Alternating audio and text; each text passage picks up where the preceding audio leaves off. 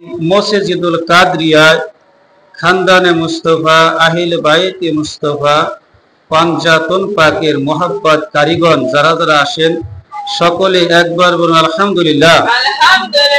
বিশেষ করে আমি প্রত্যেক দিন একটা আলোচনা করছি, 10 দিনের যে একটা আলোচনার যে একটা চার্ট আছে বা একটা ধারা আছে, ধারা অনুযায়ী চার্ট অনুযায়ী স্টেপ বাই স্টেপ আলোচনা করতেছি, নির্দিষ্ট একটা স্টেপ অনুযায়ী আলোচনা হচ্ছে। আমি গতকালকে আলোচনা করেছি আপনার মুসলিম বিন আকিলের আলোচনা করেছি, তিনি কিভাবে শাহাদত বরণ করলো সেই সম্পর্কে আলোচনা করেছি।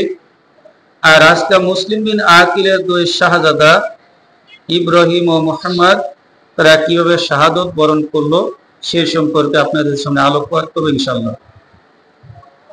দেখুন, মুসলিম বিন আকিল মাওলা হুসেন আলাইহিস সালাতু ওয়াস সালামের আপন চাচাতো ভাই ছিলেন, আপন চাচাতো ভাই ছিলেন। তিনি কুফায় গেলেন মাওলা হুসাইনের আমন্ত্রণ হিসেবে। মাওলা হুসাইন কুফার পরিস্থিতি বোঝার জন্য মুসলিম বিন আকিলকে পাঠাইলেন। পাঠানোর পরে কি হাল হাকিকত আমাকে জানাও, সেই অনুযায়ী আমি কুফায় যাব। মুসলিম বিন আকিল যখন কুফায় প্রবেশ করলেন, দেখলেন কুফার অবস্থা খুবই ভালো, মানে আহলে বাইতের অনেক ভক্তবৃন্দ আছে, মোহাব্বতকারী আছে। দেখতে দেখতে কয়েক দিনের ভিতরে 40,000 কি বায়াত হয়ে গেল। যখন কুফায় একটা সমস্যা সৃষ্টি হলো, এজিদের লোক লস্করে দ্বারা ভয় ভীতিতে 40,000 মুহূর্তের ভিতরে শেষ হয়ে গেল। ইমাম হুসাইনের নামের উপরে 40,000 বায়াত গ্রহণ করলো, 40,000 আবার শেষও হয়ে গেল মুহূর্তের ভিতরে। 40,000 বায়াত আর নাই, বায়াত 40,000 শেষ।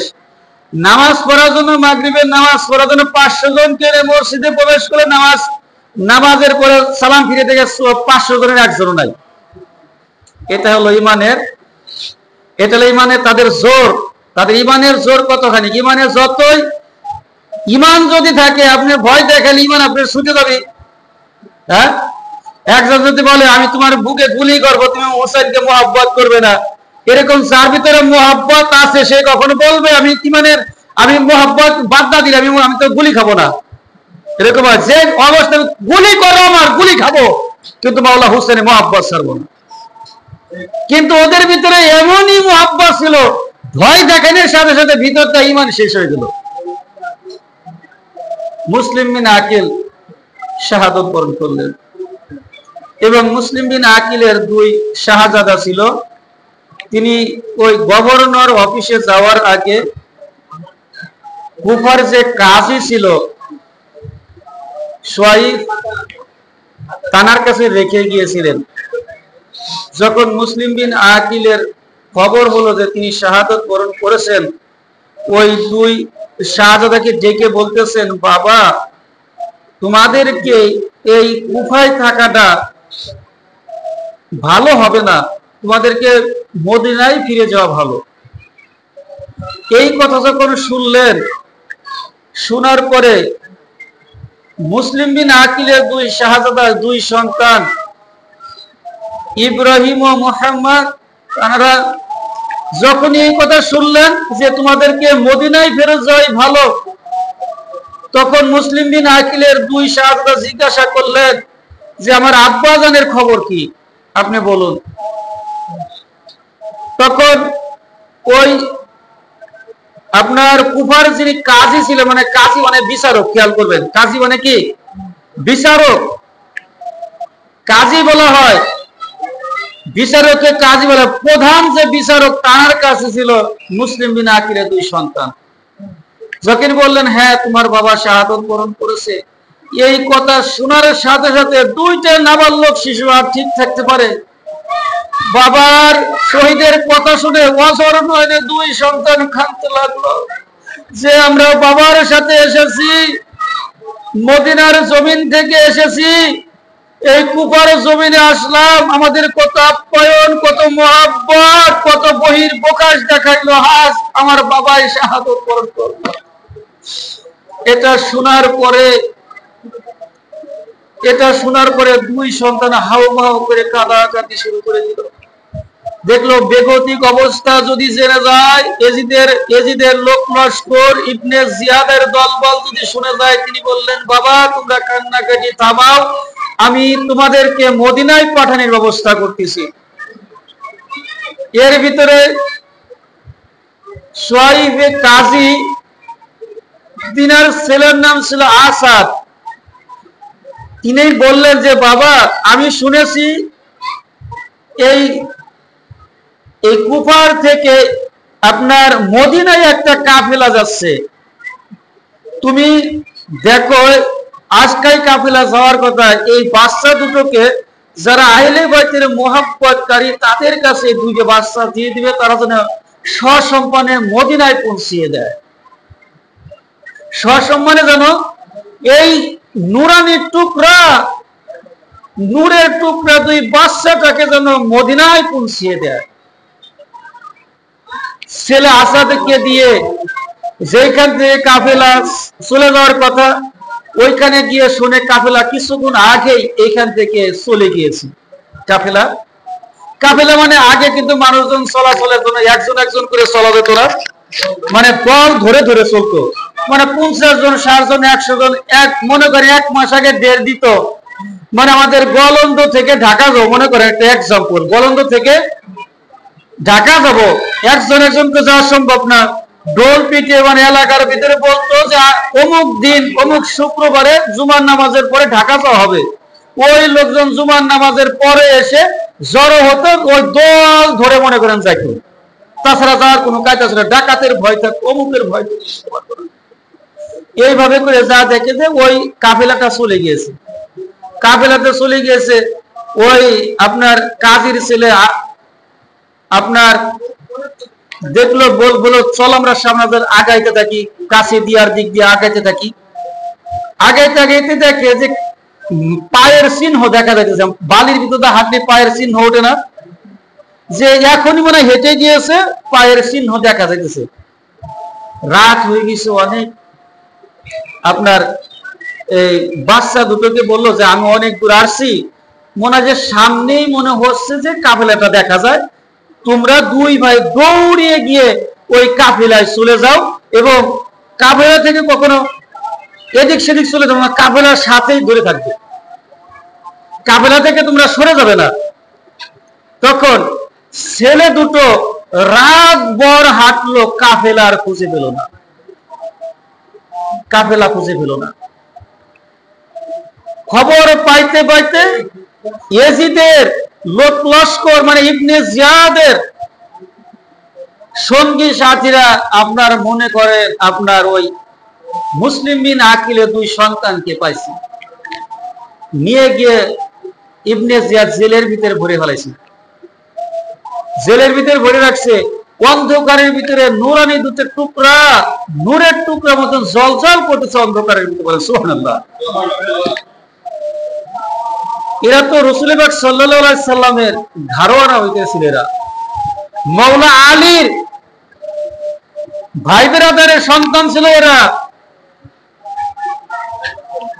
যখন এইভাবে হয়ে গেল, জেলের ভিতরে রাখছেন, জেলের ভিতরে রাখার পরে জেলের একজন দারোগা ছিল, তিনি আহলে বাইতের মোহাব্বতকারী,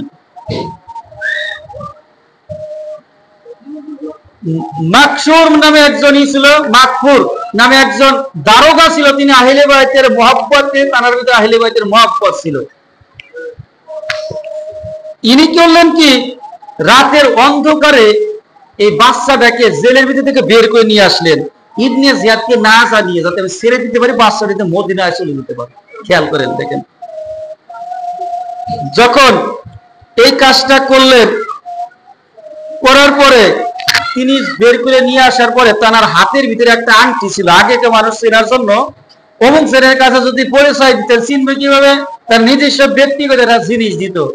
ওই দারোগা করলো কি, তার হাতের ভিতর থেকে তার ব্যবহৃত একটা আংটি দিল, যে আমার আংটিটা নিয়ে কাছে দিয়া নামে একটা জায়গা আছে, ওই জায়গায় যে ওইখানে একটা পুলিশের কোতোয়ালি আছে, ওই আংটিটা দেখাইলে পরে সে চিনবে যে আংটিটা আমার। আমার আংটিটাকে ওইখানে দেবে, দিলে পরে মনে করো সে তোমাকে মদিনায় যাওয়ার জন্য একটা মাধ্যম দেখে থেকে মদিনা পৌঁছাই দেওয়ার ব্যবস্থা করবে, মদিনায় পৌঁছাই দেওয়ার ব্যবস্থা করবে। ওই দারোগা নিজের আংটি দিয়ে দিলেন, আংটি দিয়ে দেওয়ার পরে মনে করেন যে এইভাবে যখন আপনার নির্দিষ্ট জায়গায় গিয়ে তিনি মনে করেন যে ওই বাচ্চা দুটোকে বলে যে তোমরা এখন যাও, এই আংটিটা নিয়ে ওই পুলিশের কাছে গেলেই তোমাদের ব্যবস্থা হয়ে যাবে। কিন্তু এই কথা তোমরা যে মুসলিমের সন্তান এই কথাটা কাউকে বলবে না, রাস্তাঘাটে কোথাও বলবে না, কিন্তু খবরদার বলার দরকার। মাসকুর যে ছিল আপনার দারোগা ছিল, এই কথাটা কারো বলার দরকার না, কারো বলবে না। ওই পুলিশের দারোগা যখন রাত্রে নির্দিষ্ট জায়গায় ছিল, তোমরা এই সোজা রাস্তা আর কোথাও যাবে না, শুধু এই রাস্তা ধরে হেঁটে যাবে। যেইখান থেকে হাঁটা শুরু করলো, হাঁটতে হাঁটতে রাত শেষ হয়ে গেল, ঘুরতে আল্লাহর কি নীলা খেলা, যেইখান থেকে হাঁটা শুরু করেছে রাত পুরানের বাদে ওইখানেই দাঁড়ায় গেছে। যেইখান থেকে হাঁটা শুরু করছে পুরো রাত ভরে হাঁটছে, হাঁটতে হাঁটতে কত যে পথে হেঁটেছে বলার কায়দা নাই। ফজরের নামাজের পরে দেখে যেখান থেকে পুলিশে তাদেরকে দিয়ে গেল ঠিক ওইখানেই দাঁড়ায় গেছে, ওইখানেই তারা কোথাও যেতে পারেন। আল্লাহর কি নীলা খেলা, বোঝা বড় দায়। পরে এই বাচ্চা দুটো যখন দুরু ভাই কাঁদতেছে, চাঁদের মতো দেখা যায় নুরানি টুকরা, একটা গাছের পিছনে গিয়ে লুকাইছে। ওই পাশেই ছিল একটা কুয়া, ওই কুয়ায় আনতে গেছে একটা দাসী পানি, কিন্তু দুটো বাচ্চার ফুপানি কাদার আওয়াজ পাইতেছে।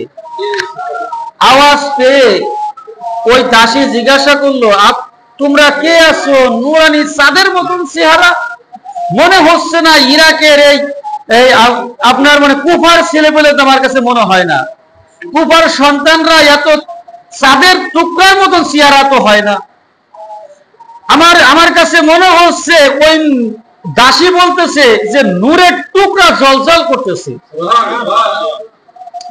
যখন ওই মুসলিম বিন আকিলের দুই শাহজাদা কে জিজ্ঞাসা করলেন, আপনারা তোমার বাচ্চা কোথা থেকে এসেছো, তোমাদের বাড়ি কি, হাল হাকিকত কি, যে তোমার বাবা কই? যখন বাবার কথা বলছে হাউ মাউ করে কাঁদা শুরু করে দিয়েছে, কারণ বাবা তো গত কয়েকদিন আগে শাহাদত বরণ করেছে। বাবার কথা শুনতেই ওজর নয়নে কাঁদা শুরু হয়ে গিয়েছে। তখন বলতেছে, তোমরা কি মুসলিম বিন আকিলের সন্তান? এই কথা শোনার পরে বুক ফেটে কাঁদতেছে দুজন সন্তান, যে আমাদের যাওয়ার কোথাও কোন বাড়ি নেই, আমাদের বাড়ি নাই, ঘর নাই, কিছু নাই। যখন ওই দাসী নিয়ে আসলেন, বলে যে চলো আমার সাথে চলো, এমন একজনের বাড়িতে নিয়ে যাব, তিনি আহলে বাইতের অনেক মুহাব্বতকারী। ওই দাসী নিয়ে আসতে আসতে এমন একজন মহিলার কাছে আনলেন যে আহলে বাইতের কথা শুনলেই তিনি বিচলিত হয়ে যায়। আছে না আমাদের বীর ভাইদের ভিতরে আছে না? আহলে বাইতের কথা, পাক পঞ্চমের কথা যখন শোনে তাদের মানে বেসাইন হয়ে যায়, মানে অস্থির হয়ে যায়। এরকম আমাদের বীর ভাই আছে কিনা? আছে। মানে ওই মহিলাটা খুবই, যখন শুনলেন যে মুসলিম বিন আকিলের সন্তান, রাসূলুল্লাহ সাল্লাল্লাহু আলাইহি সাল্লামের বংশধর ঘরানা, তখন ওই মুসলিম ওই যে সন্তানে যে মহিলার কাছে নিয়ে গেছিল সে হারেসের স্ত্রী। কার স্ত্রী? হারেসের পাপিষ্ঠ পাষণ্ড হারেসের স্ত্রী। হারেসের স্ত্রী যখন এই বাচ্চা দুটো দেখলেন, পায়ে সেজদায় পড়ে গেল এবং পায়েতে চুমা খাওয়া শুরু করে। কে নুরানি টুকরা, পায়ে পড়ে দিয়ে দুই বাচ্চা পায়ে চুমা খাইতেছে। নূরের টুকরা, নূরের তাসালে নূরের টুকরা। আর এইদিকে মাসকুর যে দারোগা ছিল, যে ছেড়ে দিল, এখন জিয়াদ তো ইবনে জিয়াদ তো শুনে ফেলছে ওর দ্বারা এই বাচ্চা দুটো চলে গিয়েছে। এখন কি করবে? ওই দারোগাকে ধরছে, তুমি কিসের জন্য ছেড়ে, তুমি কি আমাকে ভয় পাও না? আমার প্রতি তোমার ভয় নাই? ওই মাশকুর দারোগা বলল যে আমি আল্লাহ ছাড়া কাউকেই ভয় পাই, আপনাকে আমি ভয় পাই না। তুমি কি জানো আমি চাইলে তোমাকে কতল করে ফেলতে পারি? হ্যাঁ আপনি পারেন। এই কথা বলার পরে জল্লাদকে হুকুম দিলে ওকে চাবুক মারতে মারতে ওকে কতল করে দিল। যখন এই কথা শুনলো, ঠিক আছে আমি রাজি, আর কি বলবো। যখন প্রথম চাবুকে বললেন, ওই মাশকুর দারোগা বললেন, প্রথম চাবুকে বললেন বিসমিল্লাহির রহমানির রহিম। যখন চাবুকের আঘাত আসলো, দ্বিতীয় চাবুকের বাড়িতে বললেন, হে আল্লাহ আমাকে ধৈর্য ধারণ করার মতন তৌফিক দান করুন। যখন তৃতীয় চাবুকের বাড়ি মারল পিঠের পর, তখন বলতেছে, হে আল্লাহ আমার সকল অপরাধ আপনি ক্ষমা করে দিন। যখন চতুর্থ চাবুকের বাড়ি মারল, বলতেছে, হে আল্লাহ খানদানে নবুয়াতের আহলে বাইতের মহব্বত করার খাতিরে আমি চাবুকের বাড়ি খাচ্ছি মাওলা, শুধু আপনার ঘরানাদের আমি সাহায্য করার খাতিরে এই চাবুকের বাড়ি খাচ্ছি। এইভাবে করে ওই দারোগা বলতেছে, পঞ্চম যখন চাবুকের বাড়ি মারা হলো, হে আল্লাহ আমাকে রাসূলুল্লাহ সাল্লাল্লাহু এবং আহলে বাইতের নিকট আমাকে পৌঁছে দাও। এই কথা বলার পরে তিনি বেহুশ হয়ে গেলেন, এবং বেহুশ হয়ে যাওয়ার পরে জল্লাদ এসে তাকে এই শরীর থেকে মাথা আলাদা করে দেন। ইনি যে শাহাদত বরণ করলো, এটা কি আল্লাহ রাসূল দেখছে কিনা? কাদের জন্য শাহাদত বরণ করছে? এই আহলে বাইতের মহব্বত করার খাতিরে তিনি শহীদ হয়ে গেল। আহলে বাইতের মহব্বতের খাতিরে বলে বিসমিল্লাহ, প্রথম বাইত বলে বিসমিল্লাহির রহমানির রহিম। দেখুন এইভাবে করে এক একজনকে ইয়াজিদি সৈন্যরা, ইবনে জিয়াদের লোকেরা মানুষকে কত অত্যাচারী না করেছে। তারপরে দেখুন এটা মাশকুরেরই শেষ হয়ে গেল। এখন তো হারেজের বাড়িতে দুই বাচ্চা দিন ভরে খেদমত করেছে। হারেজের স্ত্রী পূর্ণবতী মহিলা এবং অনেক ধার্মিক মহিলা, আহলে বাইতের এত মহব্বতকারী ছিল যে আহলে বাইতের কথা শুনলেই অঝার নয়নে পানি পড়ে চলতি। ওই হারেসের স্ত্রী ওই বাচ্চা দুটোকে দিনভর আদর যত্ন করেছে, যেরকম খুশি মানে খাবার দাবার দিয়ে, যেরকম একটা বাচ্চাদের প্রতি যতটুকু করা সম্ভব তারা আহলে বাইতের সদস্য, তাও কি রসুলের বংশধরের সদস্য, শুনছে আরো বেসাইন হয়ে গেছে। দিন ভরে নিজের বাচ্চাটা, নিজের বাচ্চার প্রতি কোনো খেয়াল নাই, পরিবারের প্রতি খেয়াল নাই, ঘরের প্রতি খেয়াল নাই, শুধু বাচ্চা দুটোর প্রতি খেয়াল। দিন চলে গেল, অনেক গভীর রাত হয়ে গেছে। বাচ্চা দুটোকে আলাদা একটা ঘরের ভিতরে রাখছে থাকার জন্য, তোমার রাত যাপন করবে। এই গভীর রাতে হারেস এসে বাড়িতে ঢুকে বলতেছে, বিবি আমি আসছি রে, ঘরটা খোল, দরজাটা খোল। বিবি বলতেছে, এত রাত্রে তুমি কোথা থেকে আসলে? এত ক্লান্ত শ্রান্ত পরিশ্রান্ত হয়ে ক্লান্ত মনে হচ্ছে করে। বিবি রে, একটা পুরস্কারের আশায় দিন ভরে ঘোড়া দাবিয়েছি রে বিবি, এত পুরস্কার পাবো যে ইবনে জিয়াদ ঘোষণা করেছে যে একটা ঘোড়া দিবে, অনেক স্বর্ণের মোহর দেবে যদি মুসলিম বিন আকিলের দুই ছেলেকে পাওয়া যায়। এই কথা শুনেতে বিবির মনে কলেজের ভিতরে আঘাত লাগছে। আরে করছে কি, এই দুটো বাচ্চা তো আমার ঘরেই নেই, আর আমার এই স্বামী এই বাচ্চা দুটোর খুঁজতেছে।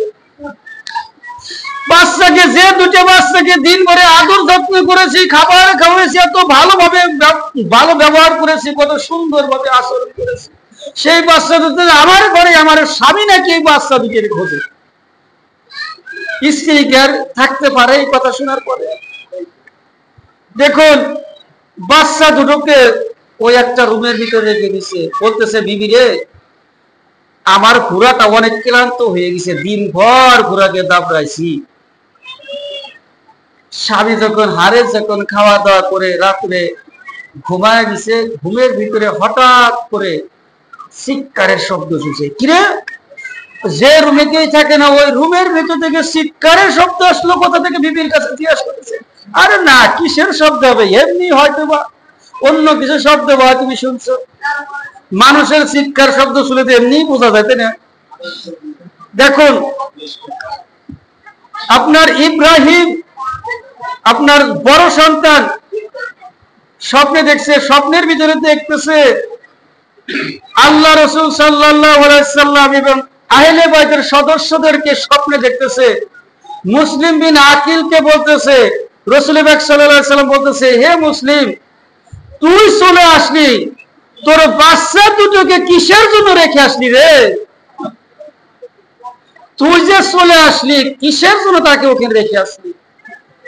মুসলিম বিন আকিল স্বপ্নে বাচ্চার স্বপ্নে দেখতেছে রাসূল পাক সাল্লাল্লাহু আলাইহি ওয়াসাল্লাম, মাওলা আলী শেরে খোকা, মা কাতরে জান্নাত সালামুল্লাহি আলাইহা, মাওলা হাসান এবং তার বাবা মুসলিম বিন আকিলকে স্বপ্নে দেখতেছে।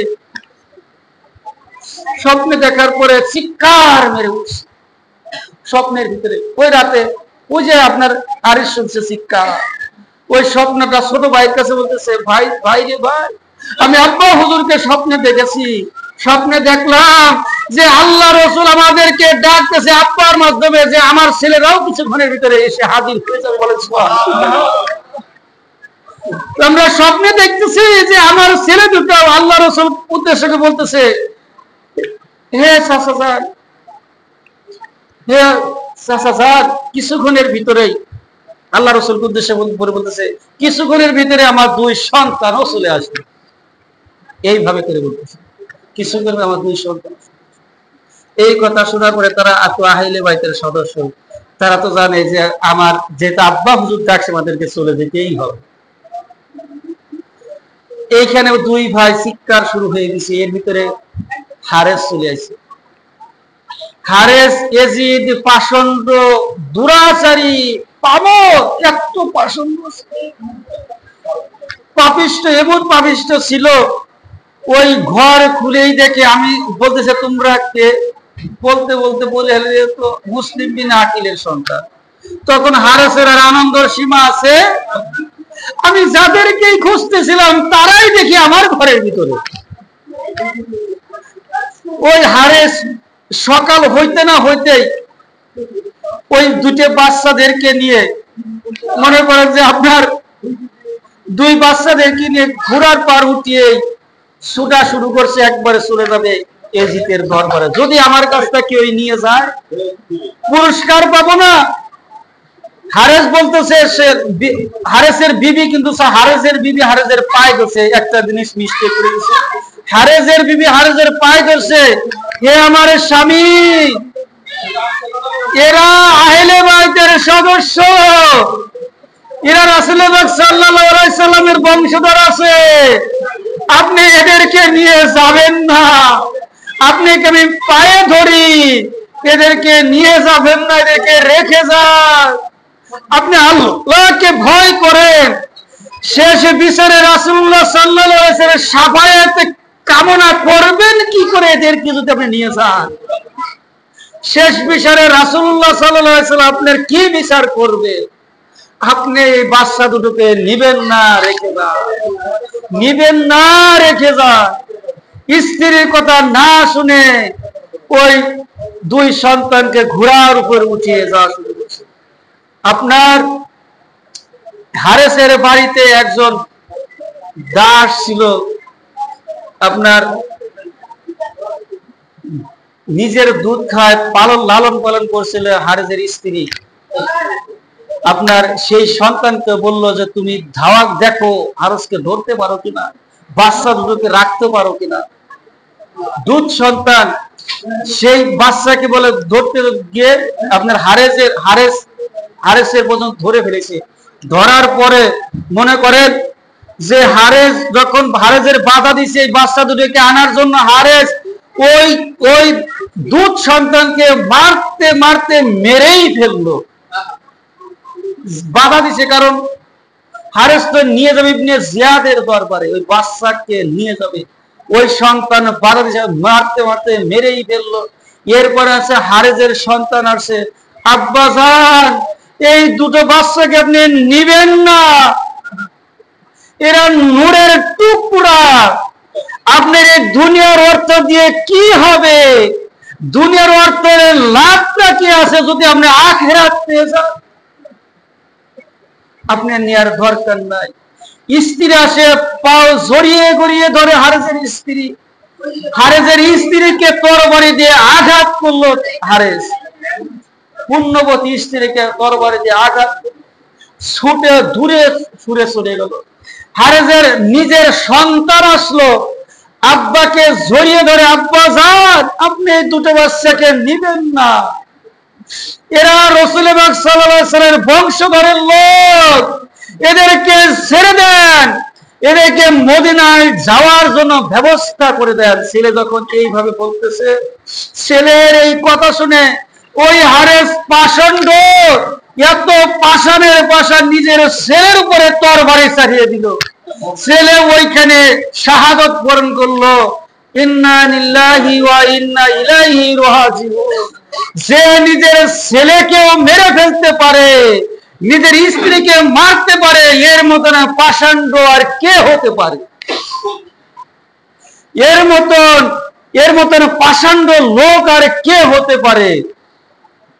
দেখুন কিছুক্ষণ পরে যখন এরা কতল হয়ে গেল, মারা গেল, মারা যাওয়ার পর ইব্রাহিম ও মুহাম্মদ বলতেছে, হে হারেস রে, আমার ছোট ভাই থেকে আমি বড় আছি, আমাকে আগে তুই কতল কর, আমাকে আগে তুই কতল কর, আমার ছোট ভাইকে পরে কর, আমি ছোট ভাইয়ের কতল করা দেখতে পারবো না। ওই মুহাম্মদ বলতেছে, ছোট ভাই বলতেছে, হারেস রে, আমার বড় ভাইয়ের কতল হওয়া দেখতে পারবো না আমি, আমাকে তুই কতল করা দে। এইভাবে করে একজন আর একজনকে বলতেছে, বলতে বলতে যখন দুনু ভাই বলে আমাকে আগে করো, আমাকে আগে করো, এইভাবে করতে গিয়ে দুই ভাই যখন একসাথে হয়ে গেছে, হারেস এবং পাষণ্ড নুরানি টুকরাকে রাসূল পাক সাল্লাল্লাহু আলাইহি ওয়াসাল্লাম বংশের লোককে একটা তরবারি দিয়ে দুটি মাথাকে আলাদা করে দিল। আলাদা করার পরে দুনো ভাই শাহাদত বরণ করলো, ইন্না লিল্লাহি ওয়া ইন্না ইলাইহি রাজিউন, ইন্না লিল্লাহি ওয়া ইন্না ইলাইহি রাজিউন। দুনো ভাই শাহাদত বরণ করলো। এই হারেস দুইটা বাচ্চাটার দেহ মুবারক, এই বডি মুবারক লাথি দিয়ে পানিতে ফেলে দিল, নদীতে ফেলে দিল। ও কি করলো, কি একটা ব্যাগের ভিতর করে ইবনে জিয়াদের দরবারে চলে গেল, বলতেছে আমি হারেস বলতেছে আমি মুসলিম বিন আকিলের দুই সন্তানের মাথা কেটে নিয়ে এসেছি। তখন ইবনে জিয়াদ বলল, আমি কি তোকে বলেছি মাথা কাটে আনতে, তুই মাথা কেটে আনলি কেন?